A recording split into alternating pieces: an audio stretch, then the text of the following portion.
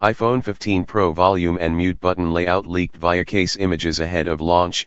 Details. iPhone 15 Pro is tipped to feature a mute button that could replace the company's ubiquitous mute switch. iPhone 15 Pro expected to debut later this year as part of the iPhone 15 series of smartphones could sport a few subtle changes to the volume and power buttons. According to details shared by a tipster on Weibo, the Chinese microblogging website, the upcoming smartphone will also feature a new multifunction mute button that could replace the popular mute switch, a notable hardware feature found on every iPhone model. The upcoming iPhone 15 series is expected to switch from Apple's Lightning port to a USB Type-C port. Tipster Uncle Pan, translated from Chinese, recently shared images of a purported case for the iPhone 15 Pro on Weibo. The images suggest a familiar rear design with a large cutout for the camera module and support for Apple's MagSafe charging technology. In another image, the tipster holds a case for the iPhone 14 Pro alongside the one for the iPhone 15 Pro, showing subtle changes to the button layout. The most notable change that is visible in the side-by-side comparison is the purported mute button that is located above the volume buttons on the left side of the iPhone 15 Pro case.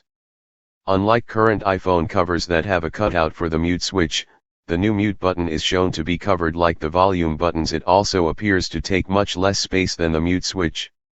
Both the volume buttons and the mute switch are shown to be located a little lower on the left side of the phone, compared to the iPhone 14 Pro.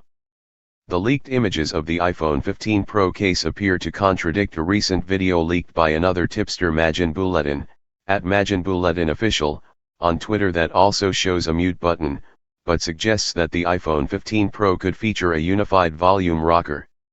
On the other hand, the images shared by the tipster on Weibo suggest the upcoming phone will have distinct volume buttons like its predecessor.